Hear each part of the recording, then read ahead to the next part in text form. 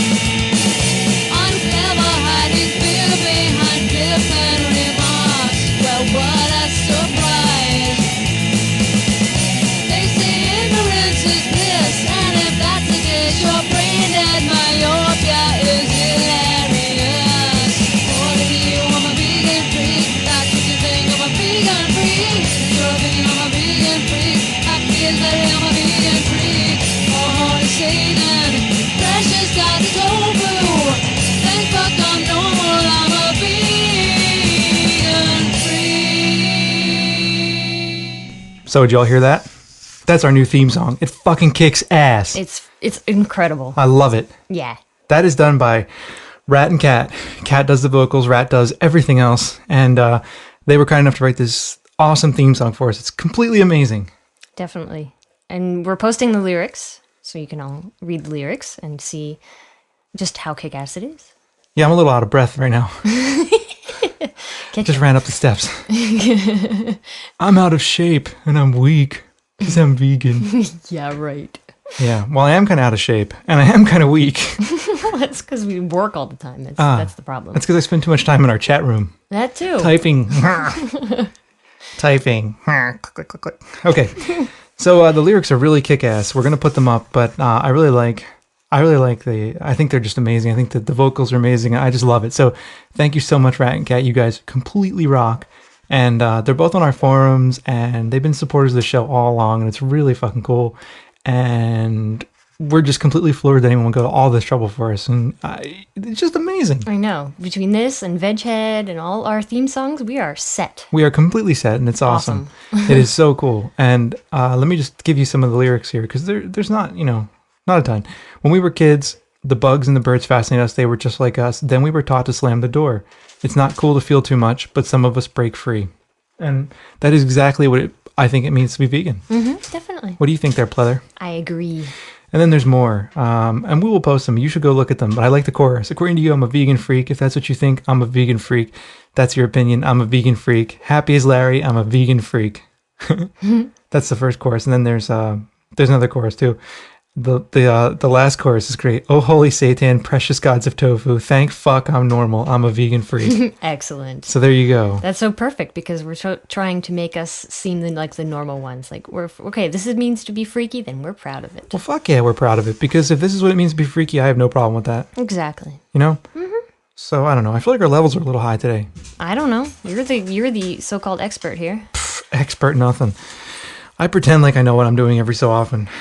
I just talk. So we got a crazy show. We got an action-packed show for you today. We do. It is indeed action-packed. Action-packed. So here's the rundown. We're going to shout out as usual. Then we're going to talk about Christmas. And then we're going to do email. And then we're going to have a song. And then we're going to talk about a product review that we mentioned last week about chocolate. Then we're going to do some voicemails. And then we're going to do another song. And then we have an interview with Isa. Mm-hmm. Absolutely. So talk about action-packed, man. It is completely action-packed. We got all kinds of stuff going on this week. So we're completely rock and roll. All right. So, yeah. Let's get rolling. Okay. Shout-outs. To whom must we shout? We must shout to Webley. Hey, Webley. Hey, Webley. Thank you so much for the calendar. Yeah, and for the generous donation as well. Yes, indeed. For those of you who are not in the know, Webley publishes her own vegan kitchen calendar. And each month has a new recipe and some new cooking tips, and has space on the calendar for you to either write your meals, plan your meals, or just keep track of things in general. It's pretty cool. And it looks really incredibly useful. It was good. And it can be yours for the low price of $3. There you go. And we got this calendar from Webley, and when we opened it, I looked at her handwriting and I said, "My God, she's an architect." And she is indeed. There you go. So I know because my dad's an architect, and I've seen that handwriting for years and years and years. So I had these flashbacks to my dad. You know, if it's not one animal, it's the other. The cat's making a nest on your desk. The cat is digging in the papers. Let's just hope he doesn't whiz on the papers. He won't. I know. He's just getting comfy. Okay, so we've got the shout out to Webley. Who else? I can't see the outline. Oh, okay. We have a shout out to Vance, who was kind enough. He went to Spain recently, to Madrid, and we gave him a few, things, how to say things, and he sent us a little gift. So we need to say thank you to Vance, and he has his own podcast. It's Vegcast. He's got a theme song too. He does. Yep. He has had one way before we did. He had a theme song from day one. Yeah. So we'll put a link to his website as well, and we have another donation we need to mention. Yep. We want to thank Drian and his friend, Vegan Girl, or Amber, in Peoria. So I guess we do play well in Peoria. I guess so. So thanks, Drian. Drian actually donated to us. I hope I'm saying your name right. Donated to us twice. Oh. So we really appreciate that. Thank you twice. Thank you twice. It's kick ass. All right. Yeah, we really appreciate it. The donations help us a lot. I don't know. Where now? That's all for shout-outs. That's all we have to shout out to. All right, we're done shouting. We're done shouting. Okay. Now we're going to move on to the question that Mary Sue raised on our forums. Yes. And by the way, Mary Sue, we sent out your button. Relax. We did indeed. She sent me a lot of PMs and emails. Not a lot. Like one of each, maybe. Which to me, who is incredibly far behind on email. I'm so far behind on my email. I'm really sorry. If you've sent me an email lately and I haven't responded to you, it's because I suck and I'm behind, and it's a crazy time of the year for us. So in terms of school and shit. So if I'm behind, I'm really sorry. It isn't I'm ignoring you, but I will get there. Yeah, I sent out a whole bunch of buttons today. So there you go. So we got buttons coming out, and we haven't forgotten about our donators. We are going to hook you up, but we just need time. Yeah, we have a break coming up, so we'll record our very special podcast. We did it once and didn't like it, so we tossed it. Yeah, I thought it was a little mean. Yeah, so we were in a bad mood or something. I don't know. Yeah. And so we're going to redo it over break. And we shall.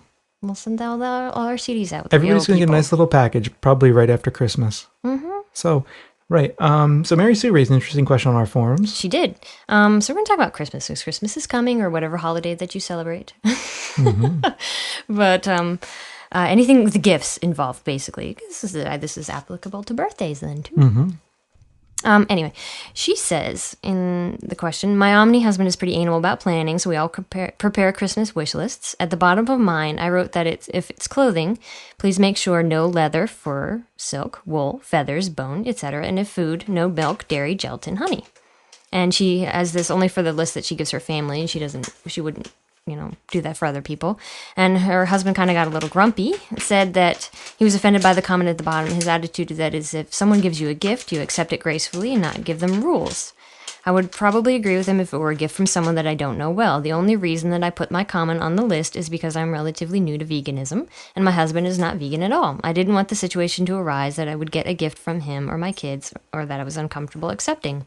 I was actually trying to help, and she asks, did I go too far? How do other vegans handle gift giving and receiving? Well, I don't think you went too far. No, and a lot of people responded on the forums, and that pretty much agreed with everything Mary Sue did. Mm-hmm. I think that's the best way to go. I mean, why end up having someone who is close to you buy you a gift that you aren't going to like, aren't going to use, and then you'll probably offend the person by not liking it or using it. You do that kind of like, that gift face. Yeah. The one you do, this is so nice. Right. When you don't really mean it. So I think it's easier just to lay it down, Exactly. And a lot of people don't understand what veganism means. They might understand that you don't eat the obvious. You don't eat the eggs or the dairy. But sometimes they forget. You don't eat the degs? The degs or the airy. Yeah, that too. But they might forget the own leather. Oh, that's a nice leather wallet. It's expensive. Let's give it as a gift. It's a nice gift. People forget. I think you're right. And or you can end up the poor situation. Our friend Daria, she rescues rabbits, and she sent us an email once that she got a gift of rabbit fur gloves from a friend who knows what she does and just wasn't thinking, thought they were very nice gloves. And Daria was, of course, really horrified by the gift, as many of us would be. Well, for good reason, but I just think it's a smart thing to do. I mean, if people are going to go out of their way to buy you something, and there's someone who's close to you and they've asked you what you wanted, I mean, if they asked you to make a list, then I think it's appropriate to put on the list what you don't want. Yeah, exactly. I think that's fine. Especially for close friends and family. And but the other question that sort of came up along the lines was, would you give anything that wasn't vegan? And I think the answer from most people was no. That you wouldn't give a non-vegan gift even if someone asked for it. I don't think I would. I don't think I could buy it because, the way a lot of vegans feel is that we're, by paying for something, you're supporting it. So we wouldn't want to do that. Well, here's a little one for you. I went to lunch today. I took 2 students to lunch today. And one of the students is a vegan. Good for her. And the other one's a meat eater. And I treated. So am I, by treating the non-vegan to lunch, did I indirectly support animal cruelty today? I don't know. It was a buffet, so they had a lot of choices. It was a buffet. It was a buffet, but but a lot of us vegans will go to an Omni restaurant and eat a vegan dish, though. That's true. So a lot of us don't have choices. Like there are no veggie restaurants around here. We didn't have a choice. Well, what I'm saying though is that by treating him to lunch, was I supporting animal cruelty? Because he went there and ate meat and crab rangoon and all that stuff. I mean, I didn't really care, to be honest with you, but I thought about it after the fact. I don't know. It's because, I always think about this shit. I think about everything. We all shop at grocery stores that most likely sell meat. Yeah. Not all of them make it seem comfortable like Whole Foods does. There is a crazy, crazy debate going on our blog at veganfreaks.org. If you look at the latest entry, there are 40-some comments on this blog, people going back and forth about Whole Foods, and I'm staying out of it. I said what I thought. But anyway, what were we talking about? So I don't. My dad actually asked for some cookbooks for Christmas, and I don't even know if I want to buy those because they have meat in them. Yeah, because it's like encourage him to go try new meat dishes. Well, that's a little different. I know, but I don't think I think I'll ask my sister to get those for him. That's a good idea. And that way, because it's uncomfortable for me, I'll get him another book, like fiction or something that he wants. It's easier. Yeah, maybe you should buy him a copy of Earthlings. I don't think he'd watch it. I don't think he would. No. I don't think my family would either, to be honest. I know. I could barely watch it anyway. You didn't watch it. I didn't. No. Even barely. But I'm the you choir. You are the choir. Okay, so. I think that's one of the problems with Earthlings, though, is that it preaches to the choir in some ways. Because who else is going to watch that damn movie? I don't know. Maybe people can convince Omnis to watch it. Great. Well, I completely agree, but the hard part's convincing Omnis to do anything. So, yeah, anyway, I think for Christmas, telling people what you want is fine, and making a little list like that is fine. I don't think it's rude at all. I think it's great. Yep. And I don't think it's demanding. I mean, if someone buys you a leather purse, are you going to wear it, use it, whatever? No, you're not going to want it. You're going to want to either return it or not. You're just not going to use it. Right. So I think it's better just to be straightforward. I agree. Well, the rest of you out there can tell us what you think. Yep. Christmas is closing in on us very soon. Oh, gosh. So... we have not bought one Christmas present yet. That's true. I was thinking about that the other day. I think I'm going to stick to books and things you can buy on the internet. Not a bad idea. Well, anyway, so yeah. But yeah, so for those of you looking for vegan gift ideas. Yeah, you can always buy Vegan Freak. Being vegan in a non-vegan world at veganfreak.com. Yeah. We have a low price of 15% off the cover price with the... Sorry, I'll stop doing the promo. But anyway, but I was also going to suggest you could, shop at one of the vegan stores online. Oh yeah, there are a bunch. And even things that Omnis would like. Like there's vegan chocolates we're going to talk about later. We'll talk about that in a minute. And other cool things. There are all kinds of good stuff to get. So yeah, you can buy vegan stuff for non-vegans too. Yeah. I think so. Right. So now what? Emails. Email. That means we got to play our email theme. Well, email theme. You've got mail. Okay, let's see here. Cialis? No, don't need that. Bigger bust size? No. Free iPod? Oh, it might do that. Oh, are you pleasing your woman? Well, you better ask her. Oh, well, what's this? Vegan freak email? Vegan freak email. Yes. Okay, our first email comes from Matilda, who sent us a story from NPR, since we're always requesting things that mention vegans in the media and how we're portrayed in the media.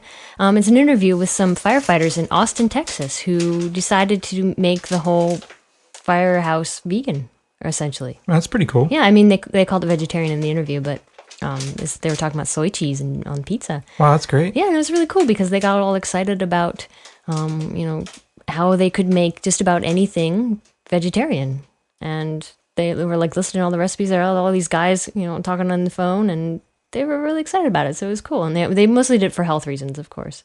Because these guys the one guy said his cholesterol was over 300 beforehand. I had no idea your cholesterol could even go that high. I didn't either.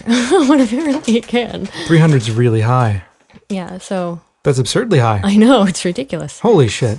So anyway, thank you, Matilda, for sending that to us. It was that's really pretty cool. Yeah. Oh, we sound alike. We do. That's because we live together. Yeah. Dirty boy. Yeah, you're a stinky girl. Why don't you take a bath? Anyway, go ahead. Yeah. Okay, so we're going to move on to the next email? Yes. Okay, and the next email is from Chris Holacek. Chris, if I said your name wrong, you can send us an email and we'll fix it on the next show. And Chris says, "Hi, Bob and Jenna. I recently started downloading your podcast and have been listening to them at work. Probably not the smartest thing to do, seeing as how I have little tolerance for my coworkers as it is. Add the angry vegan angle to it, and it makes for a long day. You can listen to our podcast at work, but if you do, you shouldn't listen to it out loud. You should listen to it with headphones on, because we say a lot of dirty words. Yeah, we do. We're evil and bad and wicked, and some people have written to complain, but we've told them to go fuck themselves. No, I'm just kidding." Anyway, Chris writes and says, "Anyway, I was reflecting on some comments you made about people using the food chain justification for their meat eating and their animal abuse. This is just a synopsis of my feelings about that mentality." And Chris goes on to say that people who use the food chain as justification really piss me off because these are people that selectively choose to accept that humans are animals. In this case, it works to their advantage, but these are the same people who cringe at the thought of accepting animals as their brethren. That's a really good point. I mean, logically speaking, it's like, well, we're animals and we deserve to be at the top of the food chain and all that. And then you never hear anybody fucking bitch and moan about the food chain when, you suggest chucking a human into a cage with 2 hungry lions. Where's the food chain argument then? Right. I think we should do it. Anybody who says that should go into the cage. I agree. Just like people who say that the war in Iraq is a good idea, go. Anyway, so if you're going to look at humans as... Sorry for that little political aside. It's not like our audience is overwhelmingly right-winger or anything. No, we've got a few, but... I know, but... Whatever. Anyway. So if you're going to look at humans as animals, real animals, Chris goes on to say, without the false security of our weapons and our extreme separation from nature, we no longer tower at the top of this chain of life. We have many predators. Look at our pathetic fingernails, dull teeth, poor senses for hearing and smell. We're intelligent, true, but as animals, we're extremely inferior. The minute you're running around trying to escape a hungry tiger, oh, there we go, the hungry tiger. Mm-hmm. Then you can say you're a part of the food chain.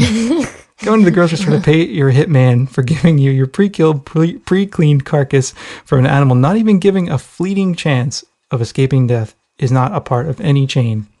That's really fucking solid. It really is. It's not a part of any chain except for, of course, the capitalist commodity chain, which turns animals into profit. There you go. As of just machines of profit. And Chris, she, here, whatever. I'm combining she and he, or him and her, whatever. I don't know. Chris, if you're a man, you're whatever. I don't know what you are. You've got that Chris. Who the hell knows what Chris is? Chris could be anything. Chris could be either. To me, being vegan is as simple as taking responsibility for your actions and ramifications of your lifestyle. When you've separated yourself from nature and the true cycle of life as much as we have, you no longer qualify as being part of that cycle. I completely agree with that. Mm-hmm. So she says, I think it's a she because it's a K-R-I-S. I don't know. Anyway. Well, Chris Christopherson is a K. And isn't one of the guys from Kiss a K? I don't know. Okay, I don't fucking know. So you have to email us back and let us know. Let us know if you're a dude or if you're a chick. Or if you're somewhere in between. Or if you're, yeah. You never know. It's entirely possible you could be, yeah. I mean, we are completely supportive of any kind of transitional or borderline identities on the show. So if you happen to be between male and female, or one of the other, you want to identify your gender in a completely different way, let us know, and we will call you whatever you want to be called. Mm-hmm. So anyway, so you have two paths you can follow. You can take responsibility for yourself and become vegan, or you admit that you're just a selfish asshole. There's nothing to hide behind. There is no food chain here. Well, goddamn. Why don't you have a podcast? Yeah, that's an excellent rant. That's really good. And I fucked it up by reading it like a complete idiot. But I've got a PhD and I can't read out loud. But I think that this is a really solid point. I mean, you always hear people about, well, we're meant to eat animals. We're meant to eat meat. We're meant to be at the top of the food chain. We're meant to drink milk. No, you're not meant to drink milk. The only animals that are meant to drink milk are the babies of the animal that... Sorry. Yeah. Anyway. I'm going to explode in a moment. Yeah, you know what? I was walking the dog the other day and I saw people coming back, like driving down the street with their like bright orange clothing on, hunting, obviously. And I'm like, I hope you feel good out there and you're in the woods, all powerful, you with your hunting rifle and against a poor defenseless deer. It's like, come on. I think the rifles are a stand-in for a small penis. Yeah, well, who knows? So I don't know. But anyway, our next email that we have is from Dan, and we need to say hi to Dan because Dan went to see us in Boston, and it was really cool. We got to meet Dan, and he said hi and thank you. And hey, Dan. He sent us. We had mentioned, I think it was maybe 2 podcasts ago. I don't remember. Anyway, I lose track. We were talking about slaughterhouses and about how people could work in slaughterhouses, and we know a lot of the reasons that people have to work in slaughterhouses is because they have no other choice, and it's a job, and they have to do it, and somebody's got to do it for all those people who want their meat. And he talked about a dissertation from someone he knows about. They have studied, basically, it's a mechanism that numbs you after that people really have a hard time at first in working in slaughterhouses, and that eventually people just become numb. So it's kind of a suppressive mechanism. Yeah, exactly. And it looks like a really interesting study, and I think we're going to try and get the person who wrote it maybe on for an interview. That'd be crazy cool. Yeah, so we're hopefully talk about it at a later date. But I just wanted to mention it now since we had talked about it, and because it's also mentioned in one of the voicemails that we have. Yeah, so there we go. So, but he also mentioned, it's a really good point, that we have to kind of remember this, that most omnis are sort of numbed as well, and that That's when true. we talk to them, we have to remember that. And because it's like we said in our book, it's like dealing with people who still believe in Santa Claus, I mean, a lot of them don't think about it, don't want to think about it. They're just numb to it. They just do it. They just eat it because it's routine. And a lot of us have been there. I mean, a lot of us have been in that position where we just kept eating, even though we maybe knew. We just kept going because, well, that's the way it is. Exactly. I think to be vegan, you got to open up and question the whole world around you. I think that's what it's about. Yeah. So we just got to jolt people out of that somehow, and that's part of it. Let's jolt them. All right. So thank you for that, Dan. And hopefully we'll get, I think her name was Melanie. Hopefully we'll get her on. We could get in touch with her. Yeah, for sure. Yeah. It kick ass. Yeah. Cool. Cool. What's next? That's all. That's all the email? That's all the email. That's all the email. Can I look at your outline? What do we got now? Oh, that's not your damn outline. You have the outline. I have the outline. I'm throwing papers around. It's like, Jesus Christ. Right. We plan a song. Oh, a song. Well, okay. We've already played one song at the start of the show. I mean, we played like the whole opening theme. I know, but we got a couple songs. We do have a long couple songs. podcast today. We are. We need some breaks. Okay, well, here's the first break. Bob Pyle. Someone asked if he was the love child of who? Bob Denver and... I don't know. Denver Pyle? I don't know. I don't know. Gomer Pyle? I have no idea who he is the love child of or who he is not the love child of, but he was nice enough to send us a CD for us to review. And that is his latest CD. It's mostly vegetarian music. Yeah. And the CD is called what? Apples and Oranges. Apples and Oranges. And it's full of kind of toe-tapping guitar type singer. I don't know. How do you classify this? I don't know. I'm sure someone can inform us of what genre it belongs to. There you go. But it's funny. Some of the songs are really funny. And there's a song on there about egg salad. Yeah. So I thought that was a little weird. But egg salad and PBR. That just sounds like a really bad idea. Gastrointestinally speaking, Yeah. egg salad and PBR, you're asking for trouble. You're asking for the shits if you do that. Yep, I mean, you come are. on. You're asking to run to the bathroom. Mm-hmm. It's like eating at Taco Bell, You eat at Taco Bell, you're asking for trouble. I know. I'm going to get tons of emails from all the people that love Taco Bell because they have vegan burritos, blah, blah, blah. Yeah, whatever. Taco Hell. You eat at Taco Hell, you deserve what you get.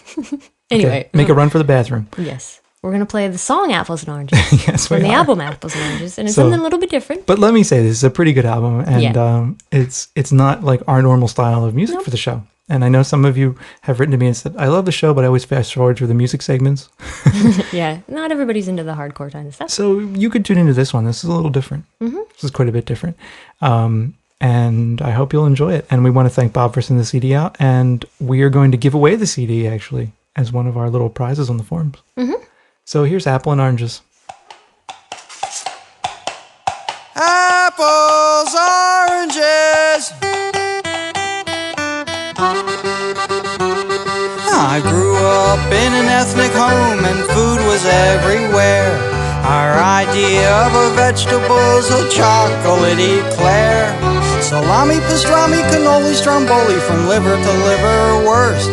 Kielbasa, salami, pierogies, golomkies, I thought that I would burst. Then one day I saw that I could choose what's best for me when it comes to food. And now it's apples and oranges, peaches and porridges, mangoes and marzipan, tofu frying in a pan, and jelly made from eucalyptus spread on homemade whole wheat biscuits. It took me long enough to see that it was apples and oranges for me. We ate Armour meat food product, hot dogs and manicotti, and so much macaroni we all look just like John Gotti. Grandma got her dinner from a truck called Eels on Wheels. Grandpa boiled army boots and tried to eat the heels. Grandpa swore until his later days that anything tasted good with a mayonnaise. But now it's apples and oranges, peaches and porridges, mangoes and marzipan, tofu frying in a pan, and jelly made from eucalyptus spread on homemade whole wheat biscuits. It took me long enough to see that it was apples and oranges for me. Oh, I used to like linguine with a little tetrazzini, or a bowl of ricotta poured upon an enchilada, with a pound of pepperoni, some salami and bologna. Oh, but now I have changed my mind. I like salad with cilantro at a home or restaurant. Spinach, greens and avocados, lima beans or sweet potatoes. So please take away the scrapple, cause I'd rather have an apple or something of that kind.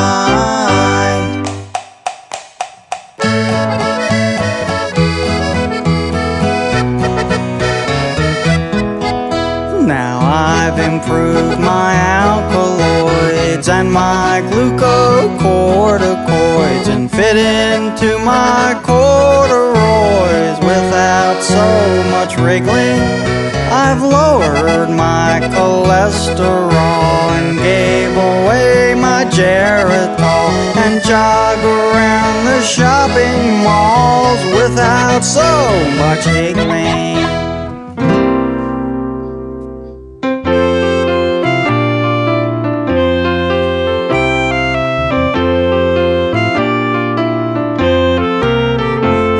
My cousins Diane and Lorraine would visit on the train.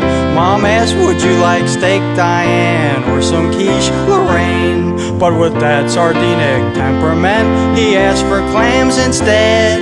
And he ate so much seafood, he had mussels in his head. Hey, I ain't trying to cast asparagus on anyone. No cucumbers, cauliflower, seaweed soup that's sweet and sour, kidney beans and Chinese cabbage, carrot cake with 14 carrots, lettuce, leeks and pinto beans, wheatgrass waffles, turnip green. That's what I have on my mind. pomegranates and persimmons, apple pie parade with lemons, cantaloupe and watermelons, jams and jellies that are jelly. I don't need your Metamucil, liver oil, or prune juice, because now I am feeling fine. Well, here we are, Napoleon, back in the old neighborhood. In fact, I used to live on that street over there. Oh, here comes a customer. Hey, give me 6 oranges. Say, didn't you used to live on this street? Yes, I remember. And play the banjo on that step over there. Yes, I remember. And keep the whole neighborhood awake all night with your loud singing. I can't remember. Well, what have you been doing with yourself? Well, you might say I've gone into traveling sales. And now it's apples and oranges, peaches and porridges, mangoes and marzipan, Royal peach and raisin bran, jelly made from eucalyptus, spread on homemade whole wheat biscuits. It took me long enough to see that it was apples and oranges from down in sunny Florida, yes. Apples and oranges for me. Come on, Napoleon, let's go home. Okay, so that was Apples and Oranges. It's a nice little song. It is, isn't it? Yeah. It's pretty cool. Yeah, definitely. And there's all kinds of vegetarian tunes on there. So, and I think you can book Bob for parties. You can. I remember seeing that somewhere. Yeah. And it's a pretty cool album. You should go pick it up and support the vegetarians out there. I don't know if Bob's a vegan or not. I don't know. I mean, if he's a song about egg salad, he's probably not. Well, he could be. He might be, though. He may have written the song 10 years ago. This is true. Doesn't Who matter. knows? Vegan, vegetarian, will support you. It's all good as long as you don't eat animals. Yeah. Pretty much. Right. But you should go vegan if you're not. Yeah. But anyway. What are we doing now? We're going to play our interview with Nell. Oh, right. We have a new roving correspondent in the field. We do. It's so cool. Yeah. Who would ever think that we would have a correspondent and a theme song? Yes. We have all of this. Ooh, we're getting more official every day. I know. I mean, Christ, we have the best listeners. I know. You listeners, I think you should pat yourselves on the back for your great taste. Yeah. No. But Nell is one of our friends and listeners and all that. Yep, she's on the forums. Yep. And we talked to Nell over the weekend because she hosted a little product review. And I think those of you that have holiday parties coming up, you may want to listen to this. Yeah. Hi, everyone. We're here with Nell LaRue, who's a member of our forums and who's also decided to do something very wonderful and useful for us. It's something that our listeners have requested. Is beginning to do product reviews. And Nell did one starting with vegan chocolate. So hi, Nell. Hi, guys. How you doing, Nell? I'm good. How are you guys? Pretty good. So how many different kinds of chocolate did you get? I had 16 different chocolates. Wow, there were that many. Yes. I had a lot of people who were planning on coming, so I decided I would do one per person, and everybody could have a cube off of each of them. And only 4 or 5 people ended up showing because of weather and colds and kids and things like that. So everybody that was here got to eat a lot, and then you guys got a handful also. So Yeah, it worked out well in the long run. Bonus for us, yeah. Yeah, it was great. That package you sent us full of chocolate, man, I got to tell you, it was like I was just practically drooling on the doorstep when I saw it. Did you guys have any left over now? Oh, yeah, we still have some. We've been slowly working our way through it. I've been I have quickly a working. little plate. So you still have some left, huh? Yeah, just a little bit. But that day we ate, not even a whole lot out of each one, but we were just so sick of chocolate. I haven't been able to touch much of it this week at all. I can see why. Yeah. So, okay, there were a bunch of different brands, and you actually gathered some statistical data, right? I did. I'm quite organized, so I did an Excel sheet on it, and everybody rated it from 1 to 10, and I had you guys send the ratings as well, since you were able to try some, and so everyone has a rating on it, and I also broke it out per brand and have the prices listed also. Oh, man, and you're going to post that, you set up a blog just to do these reviews, right? And to talk about this stuff. Yes. And that page will be up and running by the time the podcast is released. Cool. And what is that address again? I mean, I'll put it in the show notes, but... The website is veganreview.blogspot.com. There you go. So everybody should run to veganreview.blogspot.com. But to give us kind of a quick sampling of the kinds of things you'll have there, which brands tended to stand out or which flavors tended to kind of jump up? For the brands that top two brands tied, and it was the Denman Island and the endangered species. Denman Island all ended up with over 7.2s, and the endangered species had a 6 and 2 7s, but they both went over really well. But as flavorings, the top three were the Newman's Own Sweet Dark Orange, the cayenne chocolate, and then the endangered species with the blueberries. Oh yeah, that one was it was an interesting one, the blueberry one. It was kind of an unexpected flavor, and then you try it and there's this kind of little burst of blueberry in there, and it works really well.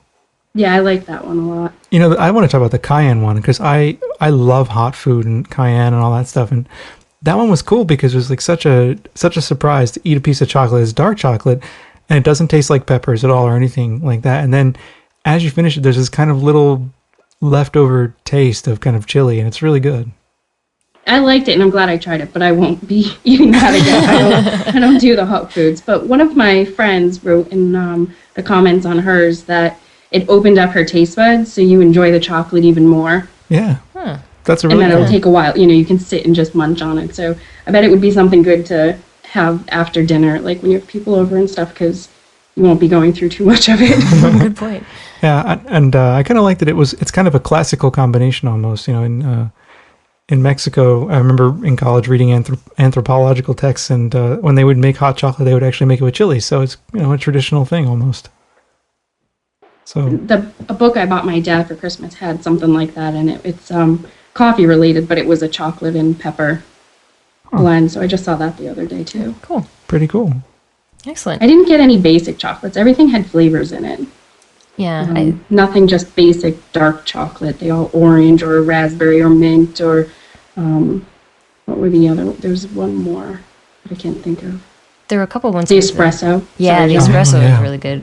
Then there was a cherry one too. There's a cherry one, yeah. The Moncherry, yep. Yeah, that was good. The one that went over the least favorite was the hempenberry. One of my friends, one of her comments said that that's exactly what she thought vegan chocolate would taste like.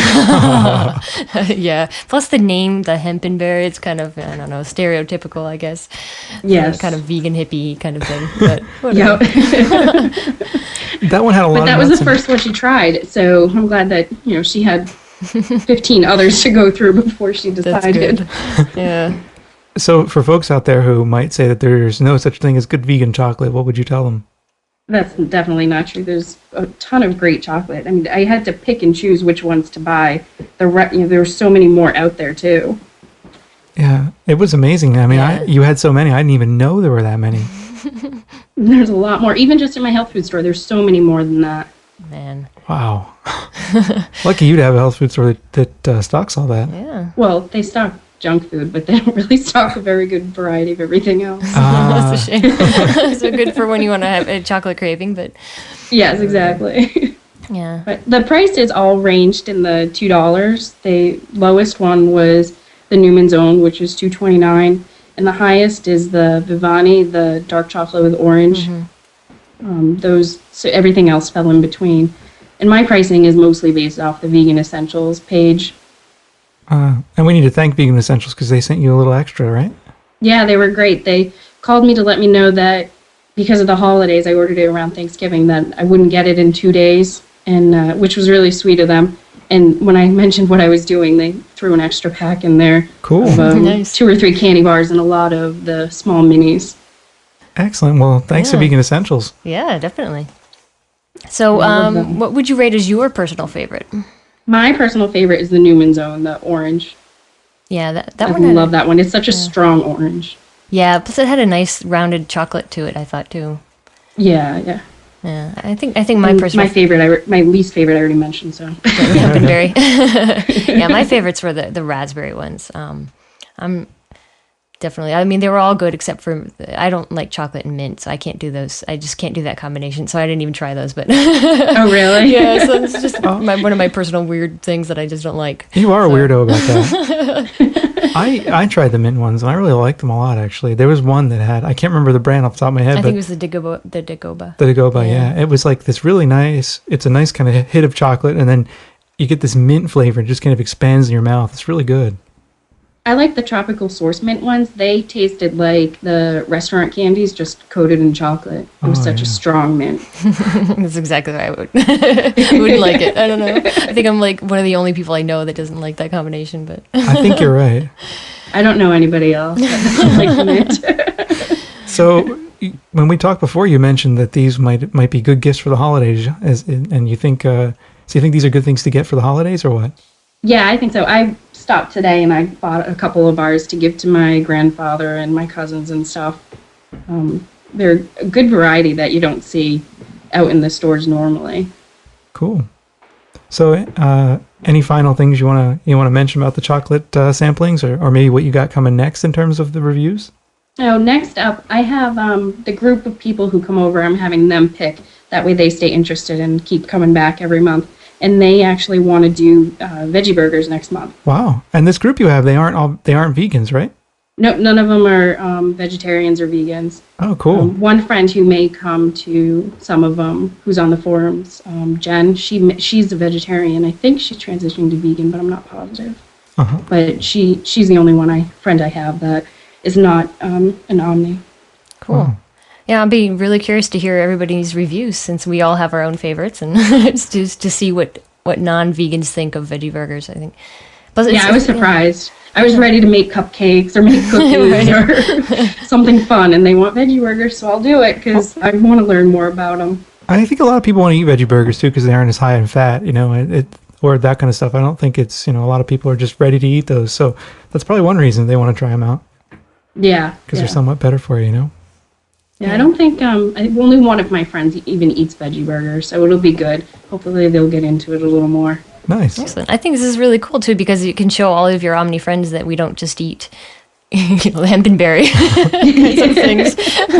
that what we do eat is really good. So this is great what you're doing. Yeah, I think I'm excited. I think a lot of omnivores have said that all we eat is lentils. Only lentils. Just lentils and sticks. So... Yeah, well, we really appreciate you doing this, Nell. This is awesome, and we're really looking forward to your next couple of reviews. And if you need any help with it, you should let us know. And I'm sure people in our audience, there might be someone out there who could help you. If anyone out there wants to help Nell with reviews, or you have products to send her, get in touch with us. Yeah, definitely. Yeah, just leave comments on the webpage. Excellent. So, any final words? Back in touch with whoever. Cool. No, that's it. Cool. Well. Everybody, you'll have to go to the webpage that Nell mentioned and look for her final results and see what happened. And this is really cool, man, because this is great. We've been meaning to do this for a long time, and it's so cool that you've taken up the reins on it. Great. Thanks. Well, thanks, Nell. Thanks, Nell. And we'll talk to you later on. Okay. So that was our product review. Nell was nice enough to get all that stuff. And thanks again to Vegan Essentials for hooking Nell up with a little bit of extra chocolate. Yeah, and we're so lucky that we got to eat. She sent us some too. Yeah. So it's pretty cool. So we still have a bunch of chocolate to go through. Do we ever? And so there you go. There's all kinds of stuff. Nell has, like we said in the interview, she's posted all of her stuff up on her blog. And you should go there and check it out. Yep. And Nell's going to do more stuff for us, like she said. Yeah, I can't Sweet. wait. If any of you want to do product reviews, you should talk to Nell. Yeah. So we can come to our forums. Yeah. Because we're going to have little awards on the forums. Once we decide the categories, if we ever get our shit together. We've been completely slack. We suck. Yeah, we do. But it didn't help that we got thrown off of our old host. This is true. We had forum nightmares this week. Here's the thing. Let me give you a little word of advice. If any of you out there are looking for hosting, do not go to a company called ELEVEN and the number 2, 11-2. Go away from 11-2. They are bad, evil, and wicked. They told me our forums were apparently consuming too many resources on the server, whatever the fuck that means, right? Apparently we had too many open database connections. So I told the software not to have so many open database connections, and they told me it wasn't working, which is a lie. And they said, well, you have 12 hours to fix it, right? 2 hours after they told me I had 12 hours, they shut us down, put up a page on our where our forums were and said this account has been suspended. And there we were in the middle of the day, the busiest time on our forums with 30 people on the forums, and suddenly the account suspended. Makes us look like fucking slackers who don't pay the bill. Yeah, really. Because why else do you suspend an account? And fortunately, I had another server right in my pocket, ready to go. And it took me an hour or two to get it back up, but I did. So the point is that our forums are, we had to move. And I just want to tell you, 11-2 hosting, they're evil. Mm-hmm. They pissed on us. Yes, they did. But they had a money-back guarantee within 30 days, so I got my money back. Well, that's good at least. Bastards. Anyway. But DreamHost, our podcast server, they're pretty solid. They're solid. They're real solid. So they're good. Yeah. And now the forums are hosted on their own box. So Hooray. no one can... It is a fortress. All right. We have plenty of resources to consume with naked pictures of men with guitars. But more on that later. Yes, more on that later. Okay. So where are we going now? I'm rambling. Voicemails. Yes, voicemails. Oh, before we go to voicemails, though, can I plug our chat room? Okay. Our chat room is so cool. It is. We need to thank Dino and Justin Arthur, who run a chat on IRC server, and they actually set up a room for us, and it's great. I go there all the time. There are always people in the room, at least during the day when I'm around, and we always have good conversations. Sometimes they get a little geeky, but they're good. And you don't need any special tools to use the server. You should just go and pop in and say hi to us. I mean, come to veganfreak.com/chat and come in and say hi. We'd love to get to know you, and we really appreciate it. It's a nice setup. It's open to everyone. So, but we should move on to our voicemails. Okay. Should we not? That means we have to play our voicemail theme. Yes, and don't let me forget to play the closing theme, because I think I forget to do that. Okay. I add them in post-production, because we're not fancy enough to do everything all at once here. No, we're not. We're trying. We're getting there. We may get there, but it's going to be a little while. We get a little bit more technologically advanced with each podcast. We try. Yeah. I try. I don't know. So, yeah. Time once again for some vegan freak voicemail. Maybe we'll hear from a hot chick. Or a choice male. Callers make us happy and help us keep our sanity, even if all they wanna do is fucking complain about the shitload of profanity. Okay, so our first voicemail was actually an audio file sent to us from Peter from Australia. Yes, and he has a question about cats and dogs. Hey vegan freaks, Peter Chen here from Melbourne, Australia. Just sending you a quick question. I listen to your show and I hear you referring a lot to your dog and your cat, who are either a source of great inspiration or a problem with regards to creation of your podcast. And I just wondered about your views on pets and companion animals from the ethical stance of veganism. To me, as a vegan who owns no pets, I see the concept of owning an animal in that way as somewhat problematic with the ethical relationship to animals. And I noticed that a lot of vegan podcasts refer to companion animals rather than pets, and there's a bit of a trend, I think, in the United States to move the discourse around ownership to one of stewardship or adoption or something like that, to raise the moral standing of pets into a different position. But I just wondered about your views on this whole thing being companion animal companions. So thank you for that. Yeah, indeed. We should probably call them companion animals, I think. I mean, they're more like family to us, really. They are. They're like the furry family it's like our family. Yeah. I mean, I don't really see them as pets, or I don't really see them as us owning them. I think we're all part of our family, and if anything, they own us.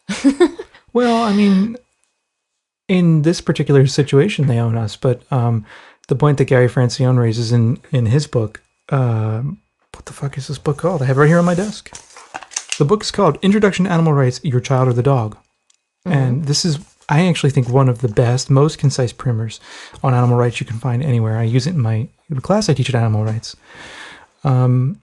Francione says he thinks that one of the key problems in the human relationship with animals is that animals are property, and he wants to see animals made into something other than property. And right now, the point that he raises is that when we have pets, they're our property, which is crazy. It is crazy. And he thinks it's exploitative to breed animals specifically for sale and for the consumption of humans. And he talks about, he has a question in the back of this book.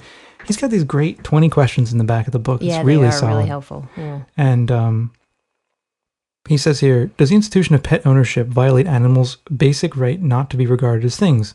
And he says, yeah, he thinks it does. And he says, look, we have animals, and there are lots of people out there who claim to love their companion animals, but some of those people who claim to love them actually mutilate them by having their ears cropped, their tails docked, or their claws ripped out so they will not scratch the furniture. And so I think this raises a really solid point, is that, you like Francione says, you may treat your companion animal as a member of your family and effectively accord him or her inherent value or the basic right not to be treated as a resource. But your treatment of your animal really means you regard your animal property as having higher than market value. Should you change your mind and administer daily and severe beatings to your dog for disciplinary purposes, or not feed your cat so that she will be more motivated to catch the mice in the basement of your store, or kill your animal because you no longer want the financial expense, your decision will be protected by the law. So I think the real problem of pet ownership comes in the way in which we conceptualize it in the law. We conceptualize it as an ownership.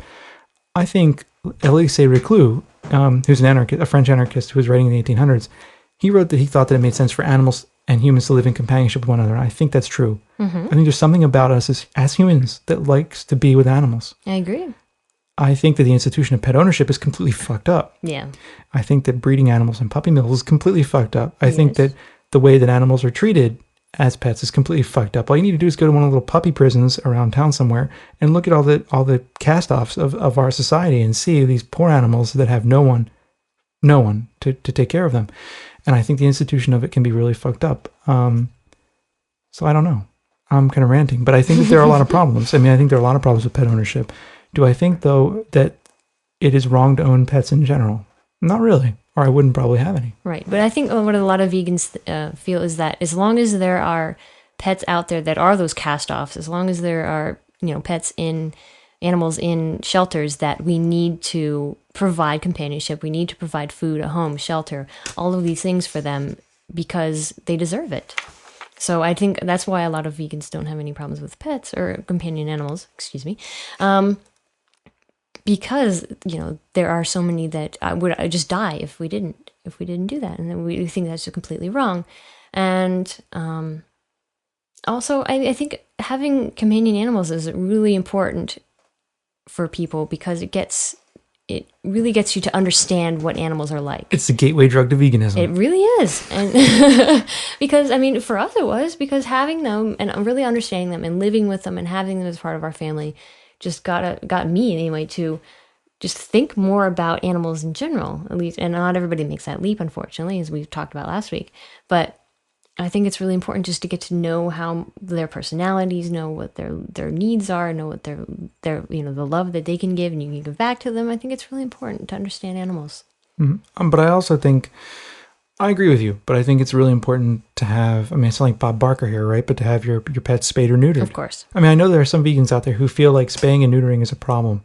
Like it's violating the animal's inherent interest to be spayed or neutered. But, it is a mutilation of an animal, but at the same time, that mutilation of an animal or potential mutilation of an animal prevents the reproduction of animals that we can't or won't deal with. Yeah. I have no problem with that because agree. I think it prevents further harm. Indeed.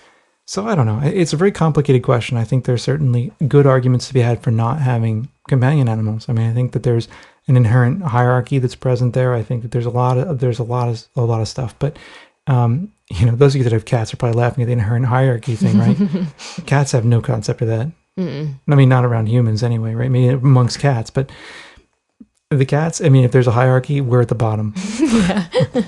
We provide the food. We provide the food. So anyway, it's kind of a complicated question. If you've got some thoughts on it, we'd love to hear them. Sure. As always. Mm-hmm.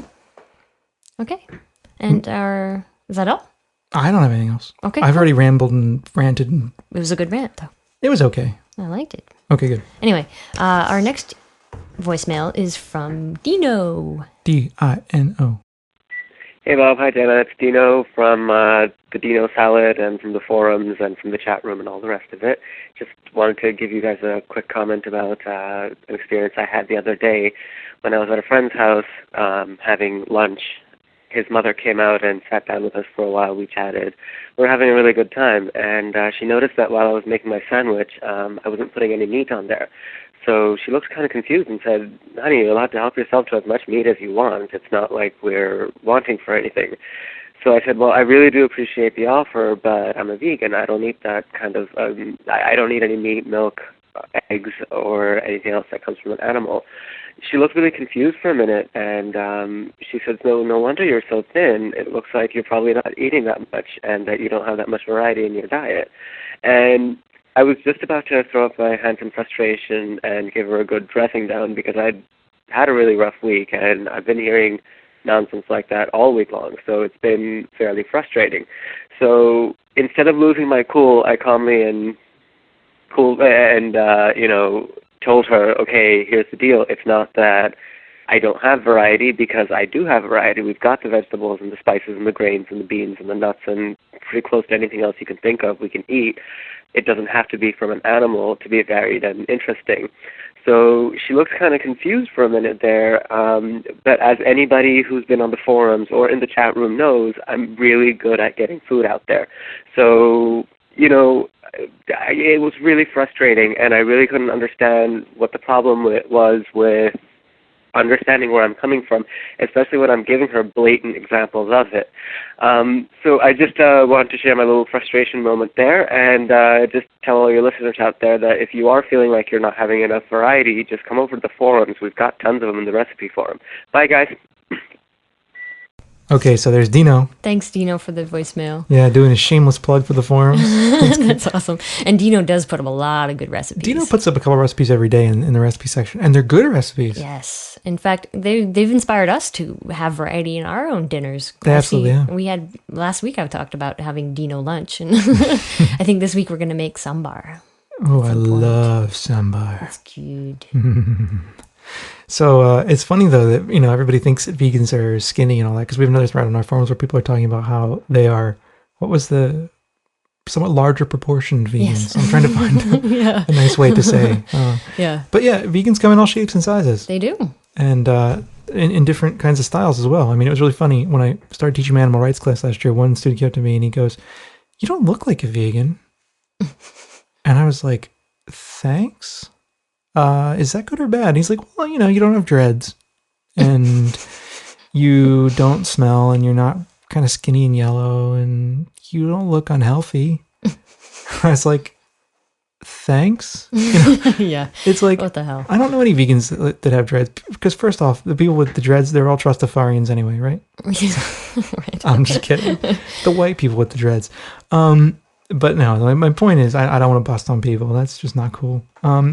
There's always this perception that the vegans don't eat anything, but that's fucking crap. I know. And it's annoying, too. When, the other day, I was listening to Wait, Don't Tell Me. Oh, yeah. Oh, my God. NPR. Yeah. Bastards. Anyway, and usually they're pretty funny. They are. But, and anyway, they do this, it's like this game show kind of thing, and they have this segment where they make up, where they read 3 news stories, and 2 of them are made up, and one of them's real, and you have to guess which one's real. Anyway.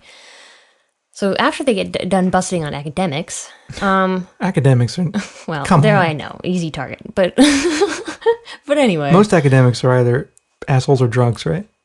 Well, I hope I'm not either one of those things. I said most, I didn't say all. Okay, but don't you know a lot of assholes and a lot of drunks? Yeah. So there you go. Okay. Anyway, where was I? You totally interrupted my train of thought. I'm sorry. Anyway, after they got done visiting on the academics, one of the first news story was about this vegan who was so fed up with the hot dog eating contest that she decided to have an all vegan, all you can eat contest. And I knew it was fake for a lot of reasons. Anyway, and it was indeed fake, because they said what the vegans were eating as their contest was tofu patties. Now, come on, what kind of fucking fucked up shit is that? Tofu patties. Come on. Not cooked, let's of call course. it a fucking veggie burger. Come on. Anyway, and then you could eat grilled tofu. I know, but you don't call it tofu patties. The meat eaters, they think that's all we eat. I know. Anyway, so they were going on and they supposedly interviewed one of the fake winners of this contest, and it was like, "Oh yeah, it's no problem, all the vegan, all you can eat, because you never fill yourself up." Ha ha ha. Actually, you get more full eating grains. I know, exactly. If you actually eat whole foods, you get full sooner because your body realizes it's full when it's supposed to be full. I feel another rant coming on. Uh-oh. This is the thing. Meat eaters think all we eat is tofu. It's like, you join the vegan club and suddenly you have to eat 20 pounds of tofu to be in the club. That's fucking bullshit. We eat so much more than tofu.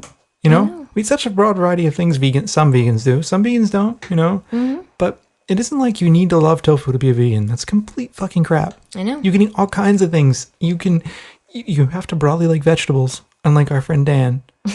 He's a vegan, and he doesn't like vegetables. I don't fucking know how. He's a potatoes and potatoes kind of vegan. Yeah. But, okay, Dan aside, right? Yeah. The whole, you have to eat tofu to be a vegan thing pisses me off to no end. The next time a meat eater says that to me, I'm going to strangle him.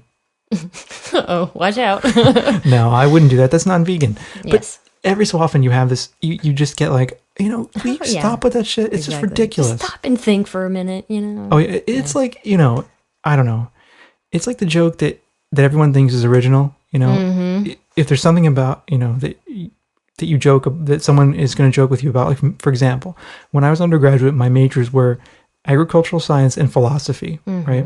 Do you know how many times I heard, what are you going to do? Philosophize about cows? And everybody who said it thought they were the first fucking brilliant person to come up with that. Oh my God, I am so smart. I thought to put the two together in a way that makes fun of you. It's just like every meter is like, oh, I hate tofu. They think they're the first person to say that, and it's complete crap because they aren't. And I'm tired of it. All right. So anyway, back to what Dino said. Yeah, there's just this idea that there's deprivation involved, but it's not deprivation. Yeah, exactly. Like Dino mentioned, she wasn't putting meat on her sandwich because we're not wanting for anything. It's okay. I can eat the meat. It's like crazy. Yeah. Go ahead, honey. Go ahead, put meat on the sandwich. Well, there is the idea that meat in some cultures is actually a like a luxury food. Of course. So. I know, but that perception has got to change. People think that like eating so-called peasant food is just below them, and it's so not. I mean, okay, peasant food, if you're gonna eat beans and rice, it's good for you. Okay, here's the thing. Beans and rice, no. If there's a crusty peasant loaf at the bourgeois restaurant, they'll fucking eat it. Wait, cilantro-kissed black beans with organic brown rice. How's that? Yeah, right. Exactly. If you can attach some kind of bougie fucking name to it, they'll do it. Yeah, okay. Otherwise, they won't touch it. You're totally right. So, if you make it bourgeois, it's suddenly very cool. Okay. I'm ranting and raving. All right, so we should get on to our last voicemail. Hey guys, it's Tiffany I'm about 17, I'm from Atlanta, Georgia. Let's see, I was going to respond to the question of slaughterhouses and how we can, we wonder, how does somebody decide to work at a slaughterhouse? And, you guys have probably read the book Fast Food Nation, and your listeners probably have too. If you haven't, you need to go read it because it's really good. But what they were talking about in it, a lot of it had to do with, for example, the workers who are down on the killing floor, the immigrants, people that get disabilities from working and stuff, get a lot of the bad rap for the industry. But a lot of them are stuck. They're illegal immigrants. They aren't literate. They, I heard about one place in Texas where if you get a disability from working, your choices are either quit your job and go get health care somewhere else or see a company doctor. And company doctors do things like, if you break your back, they're like, oh, it's just a little strain. But these people can't afford to quit their jobs and go get health care somewhere else. So, it's really unfortunate. And even while I feel like so much anger toward them for what they do, I feel pity for them too, because it's the suits, the people in charge who are making all the profits and who are not only taking advantage of animals, but taking advantage of people too. It's really upsetting. Let's see. There was also when Jenna was talking about her grandma, and we were talking about animals as pets versus animals as food. And I think the biggest obstacle in our way of reconciling that in people's minds is just the generation gap, how it's accepted, if you see a dog on the side of the road, to go help it. But it seems like a really liberal, new age, punk rock thing to do, to be vegan or even vegetarian, to even make that connection. And the problem is that, especially people, in their 50s and 60s and older, grew up on farms and in rural areas where, even if it wasn't right to kill their animals, at least the animals lived a really happy life, and the people that lived there cared about them, and it was a completely different culture than it is now. So it's hard to get older people to understand that, even if you're okay with killing animals, which I don't think anyone should be, but even if you are, most people would not be okay with the way that they're treated. But it's hard to get older people to listen when you've got these younger, hipsters or whatever, these young vegans trying to tell them, because they don't feel that connection. Let's see. And then the last thing I wanted to talk about was Cindy's email, which was about Heifer International. and I get accused a lot because I'm an animal rights activist, like really vocal, especially because I'm 17 and I live in rural Georgia, so it's hard. But I get attacked a lot for, I only care about animals, I don't care about people. And, I have to disagree with that. I donate money to, human rights organizations and stuff. But people a lot of times don't investigate the charities they're donating to. So they think, oh, I'm feeding a starving family, I'm doing a great job. But the problem is that, once they kill that bull, they think that they're, helping somebody that's starving. But in actuality, once the bull is gone, the people are going to be starving again. And what's really important if you're concerned about world hunger or disease or stuff is especially prevention and modernizing the country, and not just like, here's some drugs, here's some food, because there's always going to be sick and dying people. And the only way to get rid of that is to fix the system. Like Bob was talking about with the grains, I did a really big research paper and stuff, and yeah, we do have enough food, we just don't allocate it. And the only way that we're going to get people fed is to set up those institutions in third world countries so that they can feed themselves. Okay, so that was Tiffany from Atlanta. She actually had a couple points there. We had to sort of cut and paste there. We had to cut we added it out a little here and just there because it was long. But so, yeah, she also mentioned the slaughterhouse. Mm-hmm. And we actually have read Fast Food Nation, and it is a really good section on slaughterhouse workers and the high rate of injury. But Eric Schlosser, what a lost cause that man is. He eats burgers. He does, and happily. How can you break. eat burgers after doing the research for that book? Nick, you see, that to me is so depressing and really stupid. I know. It's like you did a whole book on the ills of fast food, yet you still eat burgers. What? I know. Well, that too, and Morgan Spurlock. Yeah, he still eats fast food. And he has no excuse. He's got some vegan chef for a wife that all the vegans love and worship. I know. So what the fuck? Not a wife. I mean, a partner, whatever. Fiance. I have no fucking idea what their relationship is. And I don't care. I don't care. Right. I don't care if they're brother and sister. Yeah, he could be eating delicious vegan food constantly, and yet he chooses to eat fast food. Even after seeing what the hell they did to his body. Dude, you got to convert to the Church of Veganism or we're going to kick you out. Yeah, okay, We're just not going to put up with it. So yeah, thanks for that email. And I think there's voicemail. voicemail. There's so many good points in there too about older folks. Yeah, I think you're right. I think that nowadays it is actually a lot easier to be a vegan than it was in the past. This is not true. Just because because it is getting more mainstream, but it's also easier to get things at the grocery store. There's sort of more awareness out there about it. Like at Whole Foods. Like at Whole Foods. Yeah. Anyway. Yeah. Mm-hmm. Mm-hmm. Mm-hmm. Mm-hmm. So there is a lot more awareness out there. It's just hard to convince old folks. That's actually why I think that young people are where the future of veganism is at. I mean, that's a truism. It's like the young is where the future are. Yeah. Yeah. Well, true, but it is, and as you get older, you are more set in your ways, and it's not impossible to convert your grandparents to veganism because some people have. That's true. But or at least got them to eat less meat. But when we were in Boston, someone came up to me and said, you shouldn't assume that children can't convert their parents to veganism because my children made me vegan. That's true. That's right. I remember that. Because I remember bitching and moaning about how crazy parents were and all that. Yeah. So, yeah. But I think it's possible. I don't think nothing's impossible, but I think more often than not, people in their teens and 20s and maybe into their 20s are willing to question the foundations of their lives. I mean, some of us do it all the time, but other people are willing to do it only in that period of their life when they're separating from the authority in their lives and they're moving on from the parents. That's why I think that it's really important to target those folks. Mm-hmm. I mean, let's get them, man. All right. Let's suck them in. Yeah. Make them vegan. Okay. So I'm supposed to remind you now to play the closing theme. Yeah, I'll probably still forget.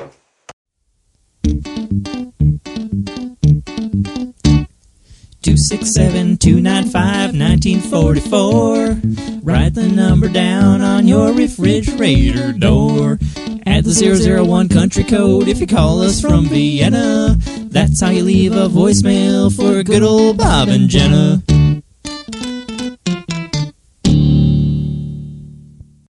Right, so now what?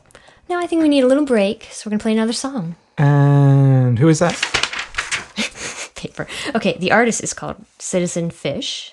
The song is called Flesh and Blood from the album Free Souls in a Trapped Environment. And this one is from Chad at Food Fight? Sweet. He hooked us up with this. Yeah, it's a good song. Yeah, excellent. Man. Thank you.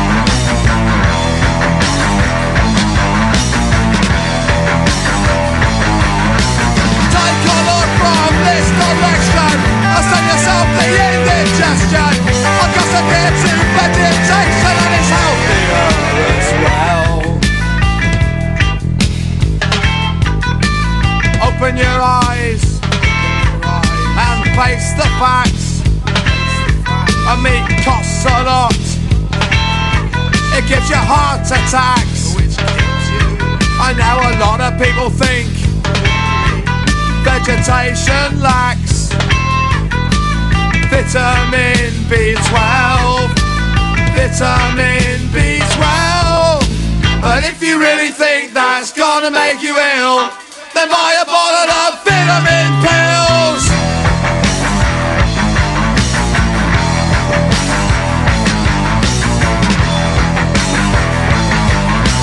You could be more healthy, maybe it doesn't really bother you, but can your conscience bear the strain of all the pain that makes your food?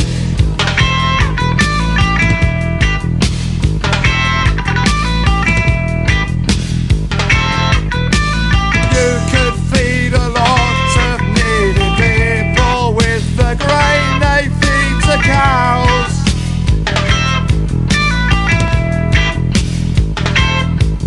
But can you comprehend these end results? Or can you not allow yourself to break the old tradition, false conception of nutrition, and all eat meat on television, except those little starving children? Would you ever eat the meat from another human being? Flesh and blood is animal, is you and me, animal is suffering. Okay, so that was Flesh and Blood by Citizen Fish. And now we've got a special treat for you. We've been talking about this for a very long time. We have been. It's really hard to get a hold of Isa. Yeah. Plus, we're not like the most organized people at scheduling these things either. So Wait. I do all the scheduling. Oh, okay, you're not. No, this is not just. We're all busy folk. How about that? I tell you, you just keep taking the piss. Go ahead. Go ahead. Anyway, yeah. So we have been talking about this for a long time. We have, and we finally got a hold of her. We called her. Yes. We called her in the little Isa shack, and we pinned her down with some interview questions. So here's what we got. So we're here with Isa Chandra Moskowitz, who is the author of a brand new cookbook called Vegan with a Vengeance, and she's also the co-host of the Post-Punk Kitchen. So welcome, Isa. Hi, guys. So what is the... I always forget the second half of the title of your book. It's Vegan with a Vengeance, and it's like some recipes that... It's something like really good recipes that are good. What is it? I don't know. Something about them rocking. Yeah, recipes that... See, you're asking me hard questions. You wrote the thing. Come on. 150 something recipes that rock. Logo free? I don't think it says, it was going to say logo free, but it didn't because I do mention some specific name brands, like Veganase. Well, come on, you got to mention Veganase, right? Yeah. That's good shit. Cheap, delicious recipes. You know what? I'm going to go look at what it says. Because we all forget. I'm really bad at self-promoting. Yeah, come on. You're supposed to have your little pitch together, the whole deal. I know. It's awful. Okay. Here we go. Over 150 delicious, cheap, animal-free recipes that rock. Well, there you go. And don't you forget it. All right. And they do rock. Yeah. We've been talking about this cookbook on the show forever now. And I think people might be a little tired of us saying, go buy it, go buy it, go buy it. But go buy it. It's really good. So this grew out of another project you were working on, right? Yes, the Post-Punk Kitchen. So can you tell folks out there maybe what the PPK is about? Yeah, it's a vegan cooking show on public access that has, it has vegan cooking, and then we usually have a band on, and they perform a song with kitchen utensils, and we dance in the background. We don't actually dance in the background, I don't think, but we should. So it's a vegan cooking show. Nice. Excellent. And I know you've had on once, you had Made Out of Babies on. I know we have a lot of fans of Made Out of Babies there in our listeners. They're really good. Yeah, they're awesome. And Julie, the singer, went to my high school. No way. Yeah. It's wicked. So I try and keep it in the family. So speaking of music, we've heard you're a Neil Diamond fan. Yes. I saw that he has a new CD That's all out. true.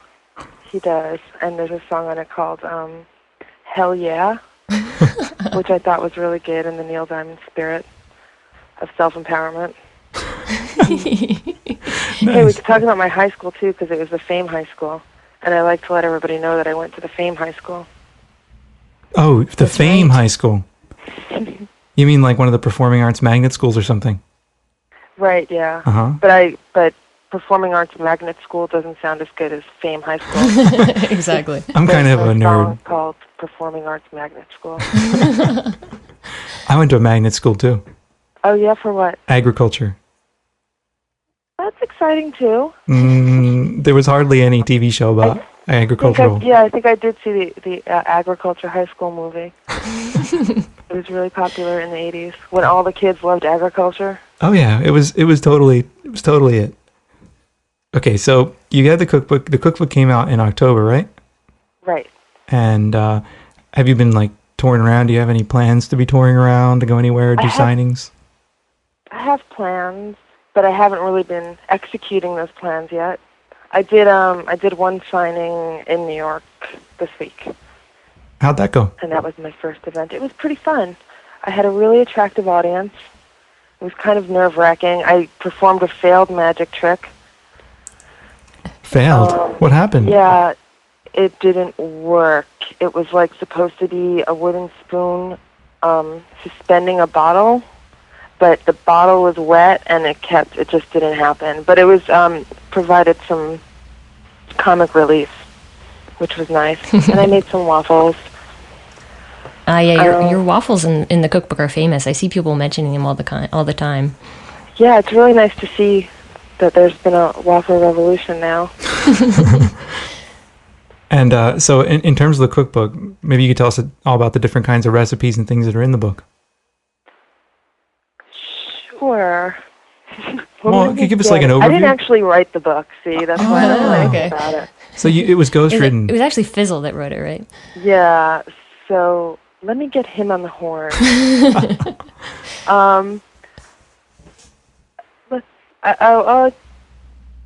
It has all the kinds of things you'd expect in a cookbook. What's your favorite, though? My favorite recipe? Or, I know it's like probably asking you to pick a favorite child if you're a mother. My mom can do that, though. My mom can easily say who her favorite child is, and it ain't me. But I'm now my mom's favorite child. I wasn't before. Now you got the cookbook out? Yeah, suddenly, and like she's like a historical revisionist. And like, I always knew you were going to do something great with your life. This is after what, having called you a loser for a long time or something, or what? Yeah, Oh. and also, like, when I first told her about it, she was like, well, I'll see it when I'll believe it when I see it. Oh, damn. That's rough. That's the kind of, like, nice, inspiring things she says to me. But now it's all, oh, from the moment you were born, that's why I named you Isa. I knew you would be special. Once I was standing on a line with her to get my passport, and she started talking to the stranger in front of us and telling her how she wished she never had kids. Oh my God. If I could go back and change something, I probably wouldn't have had kids. Like this within 5 minutes of meeting a stranger. Damn. And the stranger looked at me and was like, she's just kidding. You and hope. My mom's like, no. Oh, man. No, but she's an awesome woman. What were we talking about? Brunch? But Phoenix, like, you've risen from the ashes, right? Yeah, no, it's okay. I like that she's like that because it gives me good things to talk about in therapy. Otherwise, it would just be like me talking about how great life is. So I was trying to get you to pin down some of your favorite recipes in the book. Yes. Okay. I like I like all the cupcakes. Of course. Oh, they look so good. Yeah. Have you made any cupcakes yet? Been too lazy to do it. Yeah. That's my sometimes project it's actually tough. for winter break. I want to make the Faustus cupcakes. Yeah, those are awesome. And I like the pomegranate tofu, but it's kind of hard to find, the pomegranate molasses. Tell me but about if it. you can find it. Yeah. Where we That's live, one of man, my it's like, you know, it's What's easier that? to find, where we live, it's easier to find snowmobile parts than to find pomegranate molasses. Well, yeah, the snowmobile tofu is good too. It's fine. The French toast has become famous. Ah, yes. Nice. I gotta say, I've talked before on the show about your matzo balls, but they're amazing. Yeah, the matzo balls are awesome too. Yeah, they are. They're kick-ass. Mm-hmm. They are incredible. Yeah, I like to try to put a lot of Jewish kind of recipes in there, mostly because that's what I grew up eating for the most part. Mm-hmm. And I don't know, just try and support the Jews, up the Jews. So let's get back to Neil Diamond then, since you want to. Okay. So can you do a cover for us, maybe? Oh, you want me to do Free Falling? Well, yeah, that's Tom Petty, but could you do some Free Falling for us? I hear you playing the guitar. Yeah. All right, come on. Second, wait. Oh, we could talk about my bands. Oh, that's right. I mean, I saw you mention that on your boards. Yeah. What's up with that? Oh, well, I just learned how to play guitar. It all kind of spiraled from Free Falling. And then I was like, I should start writing my own songs. Because Tom Petty is my hero in The Postman, that seminal film about mail delivery in a post-apocalyptic society. Oh, is that what? Yeah, I don't think I've seen that one. Okay, I'm not really going to play Free Falling. I have to have some standards. Oh, come on. I can't work blue. This isn't right. Just do it. Come on. All right. That was easy. You didn't do it. I was trying to think of something I wanted to talk about, and I forgot what it was. It was like, it was before we started talking about my mother. Okay, wait. Let me give the kids some Free Falling first. Yeah.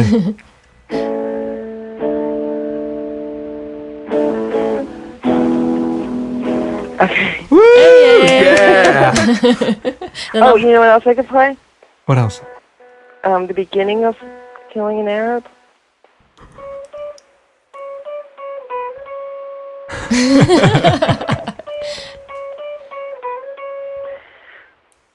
Man, Thank you.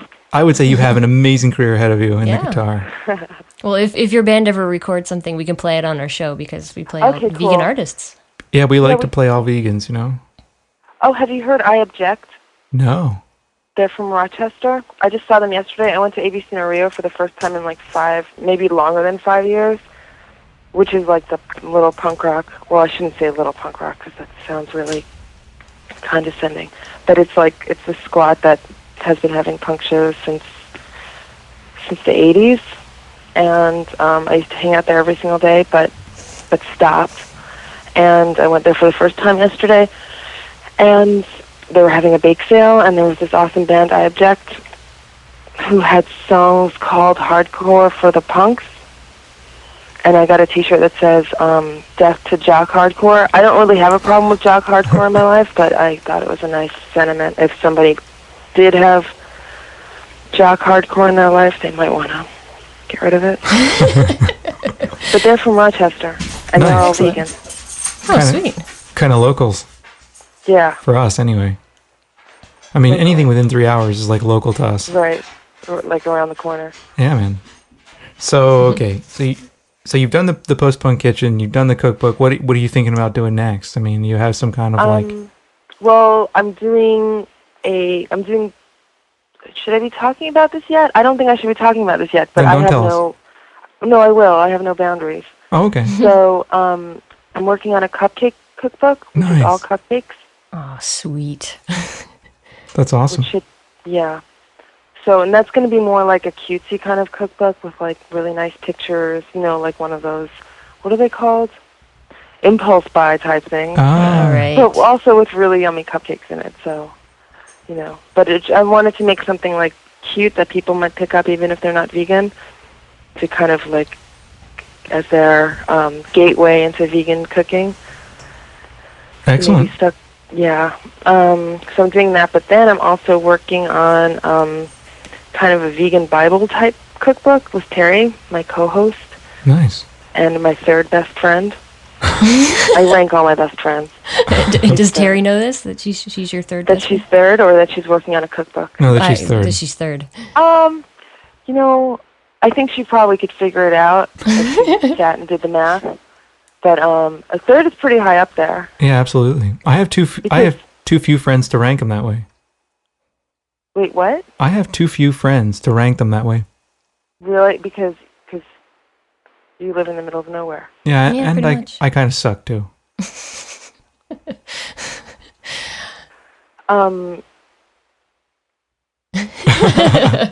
You've just stopped the interview with that. I'm sorry. But anyway. I can't believe the interview's over now. No, it's just I didn't hear what you said, and I was trying to process it, but I didn't hear it, and then I was like normally I'd be like, what did you say? But since it's being recorded, I couldn't. You can do whatever you want. Really? Oh, anything. I mean, just look at our forums. You can tell we're sort of like anything goes. What's with the anal sex on your forum? Not just the anal sex, but the nudity as well. What, there was a nude guy. Was that really him? Yeah. That's really him. And like an erect nude guy. He wasn't erect. Like he was like, oh wait, like he took one photo and it wasn't erect, and he was like, oh wait, no, this isn't. And he went back and fixed it. Yeah, it's kind of shocking. Just like I don't have any nude people on my forum. I mean, just me. And I'm just like semi-nude. See, I started to look at that picture yesterday. It was kind of like halfway up on my screen, and I saw the guitar, and I saw the naked upper torso, and I was like, please let the guitar cover his dick. Please let the guitar cover his dick. And I just go down, oh no. It was like enough talk. Sometimes you get naked. And it's like sometimes you want to hear enough talk, but like sometimes you just don't. Hey, you can't be busting him. He wrote the new theme for our show, which premieres this week, so. Is he going to get mad at me? It's okay. He's in the UK. He can't do you any harm. Okay. Wait, what else was going on in your forums? It was like anal sex, naked guy, and you have like a dating section. Yeah, for the singles. People proposing to each other. Oh, really? I didn't catch that. I don't look at the singles section very often. Has anybody hooked up from your forums? No, I don't know. If they have, they haven't told us about it. Yeah, really. That's not fair. No, I know. And so you've got forums as well, right? I mean, your forums are man, you've got all kinds of good cooking. Kind of. I think we ruined them. How? Talking about U.S. history. I think that's what did it. Nobody wants to talk about U.S. history. Well, it's kind of a sketchy history. Nobody wants to talk about the Yalta Conference with us. I don't know why. I don't know. And we don't have naked people. And every time, like, Epi tries to bring up anal sex, people just aren't receptive to it. Yeah, well, I can kind of understand that, in a way. But one of the cool things that, sort of getting back to the cookbook, actually, that I've noticed, and you mentioned in your recent blog entry, was all the people taking pictures of the food that they've cooked out of your cookbook, and it's really cool. Oh, yeah. Yeah, that's been awesome. We have a food porn section, which doesn't have to be from Vegan with a Vengeance, but, and then in the Vegan with a Vengeance section, people have been posting their pictures, and that's been awesome. That's probably my favorite part so far, is just seeing people actually make the stuff. Excellent. And seeing, I mean, everything looks a little bit different no matter who makes it, and I just love it, how it's like an insight into people's personality, what their food comes out like. Yeah, it's really cool. I have a triple-decker PB&J that I need to post there. How do you do it? The PB&J triple-decker? Yeah. Well, it's really difficult because you have to make decisions about where the jelly goes and where the peanut butter goes. Okay. So it's kind of hard. The middle slice is the toughest, I think. Is it peanut butter, jelly on top of peanut butter? It's okay. So you take the first piece. The dominant paradigm, but well, you know, I try to challenge the dominant paradigm, but I usually take a slice of bread and I put some peanut butter on it, and then I take some jelly and put some jelly on top of that, and then I put a piece of bread on there, put some more peanut butter on top of that piece of bread. Wait. You put the jelly on top of the peanut butter and not on the other slice of bread? Well, yeah, because the other slice of bread is actually in the middle of another slice. You know, it's like a sandwich with... Yeah, but not yet. Well, yeah, but you put the peanut butter... Okay, so you put a lot of jelly on. After you put the peanut butter on, you put a piece of bread on top. Then you put peanut butter on top of that piece of bread, jelly on top of that, and another piece of bread on top. Yeah, but why don't you put the jelly on the... in my country, you put the jelly on the bread that you're about to put on top of the peanut butter. Yeah, that would be too easy. I don't like it that way. I like it this way. It gets kind of mixed up, right? Because you're disturbing the peanut butter with a little bit of the jelly. Right. You know, and that's where I take issue. Well, I'm sorry, but I'm going to post a picture and you'll see. It looks fucking tremendous. No, I'm excited to see it. All right. So one other to kind of get a little bit off topic, you know, from where we're heading. Do you think that, you know, what do you think the relationship is between, say, like the punk hardcore type stuff and veganism? You know, I guess it would have to be, well, that's how I got into veganism, and I think it just has to do with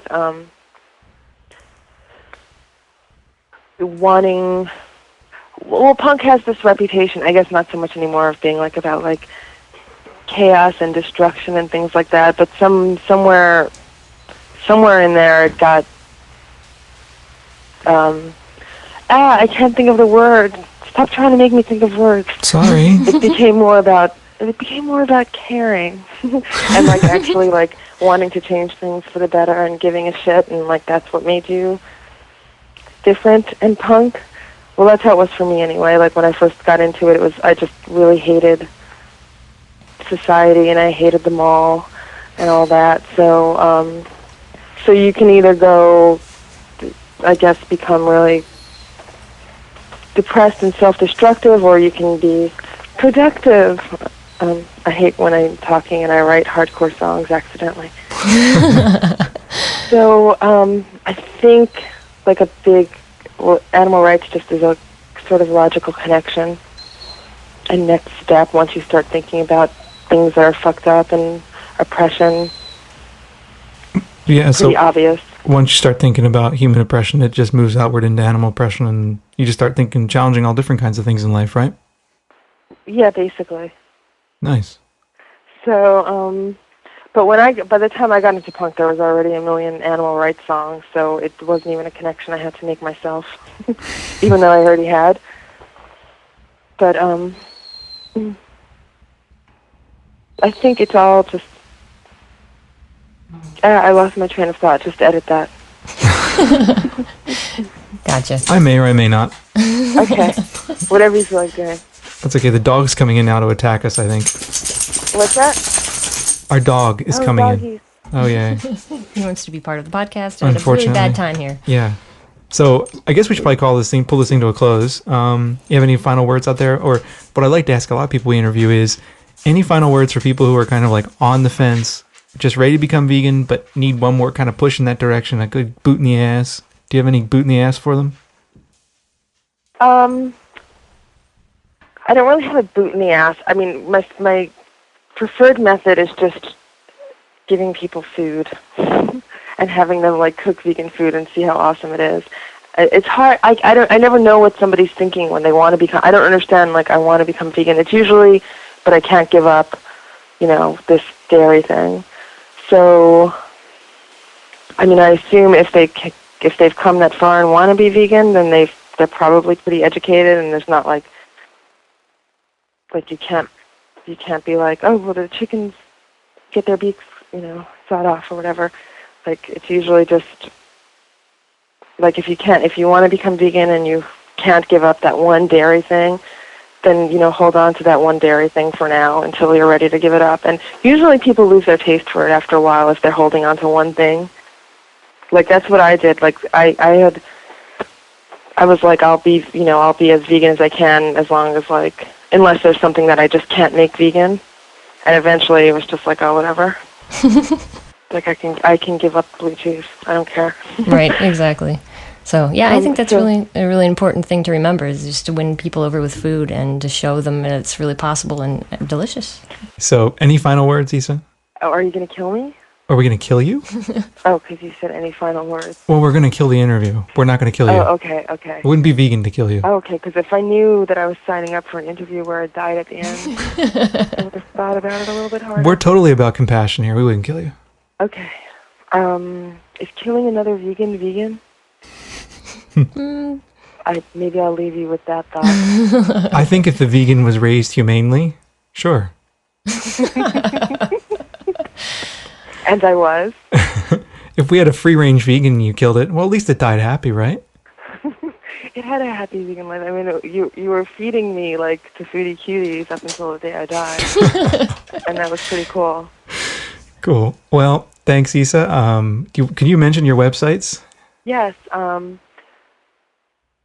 ThePPK.com. You can get vegan recipes and watch clips of the show and chat with us on our boards that are unfortunately free of anal sex right now. But once you get there. And you sell stuff there too, like shirts and aprons and all that. Oh yeah, we sell shirts and aprons and DVDs and our souls. People love my Vegetarians Fart Better shirt. Oh, cool. I get a lot of compliments on that. Yeah. I get a lot of people shouting it out at me. And it's weird because I feel like the font is kind of like hard to read, but they read it, those people. Excellent. Thanks for the interview, guys. Yeah, thanks for being on, Isa. Really appreciate it. And everybody, go find her website, cookbook forums, and go buy stuff from Isa. You got to support cool people, man. Go do it. All right, thanks, Isa. Okay, bye, guys. All right, talk to you later. Okay, vegan brothers and sisters, that was our interview with Isa. What's with the new agey voice? I don't know. I just thought I would try a little bit of a calming, soothing voice. Oh, that's nice. Since we are going to wrap up now, and yeah, it's the end of the show. And you don't know if Veghead's asleep by now or not. Yeah, that's true. We could play some death metal to wake him up. Yep, that's true. I can only do that kind of like hippie voice for so long before I get tired of it. Yeah, so that was an interview with Isa. Yeah, so you have to run out, and if you already haven't, and if you hadn't asked for it for your Christmas or Hanukkah present, do it. Yeah, the cat's like going to flip my monitor over very soon. Oh, there goes the email. Oh, we got some email, yay.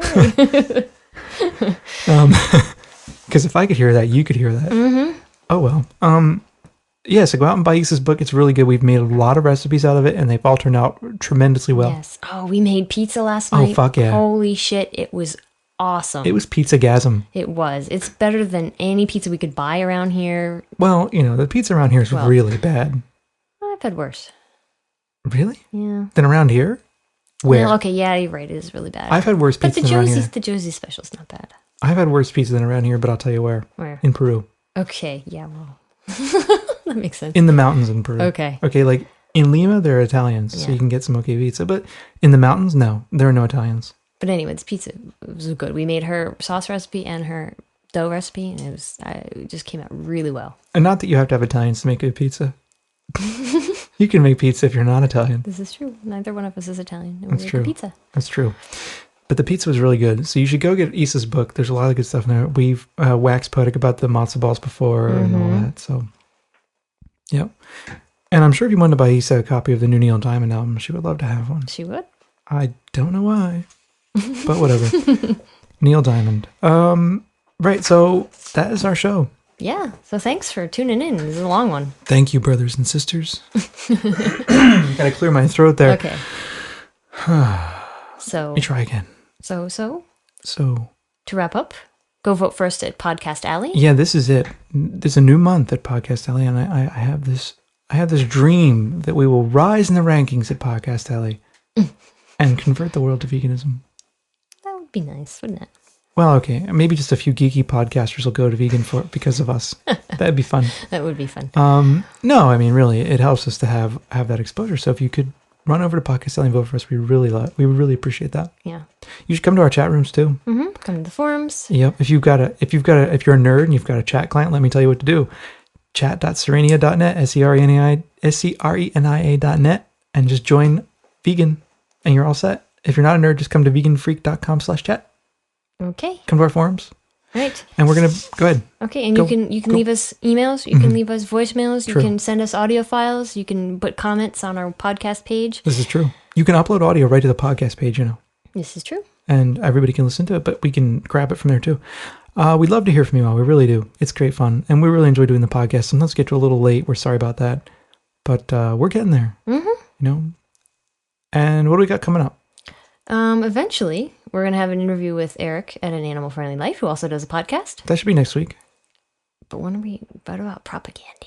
Oh, fuck, yeah. I haven't heard from Vipka. Vipka! I wrote back and haven't heard. If we don't do Eric this week, we'll do it next week. True. But anyway, he's coming up either this week or next week. Mm-hmm. And propaganda's coming up soon. Mm-hmm.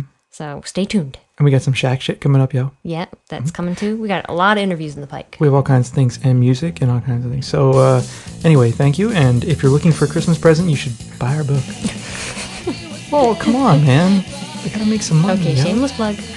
Well, it's our podcast. Okay. Can't we plug our own book on our own podcast? Yeah, I guess so. Okay. And, so what? We're gonna do... I can't... I guess that means I need we're to done. eat. Let's I'm go make so dinner. hungry. Okay. Feed me. Feed me. Thank you, everyone, for listening once again. Feed me. I'm going a little crazy. Apparently. Bye. Bye. Invisible under your nose. We walk the earth and changes but follow. Lord, in you, I'm a vegan freak. That's what you think, I'm a vegan freak. That's your opinion, I'm a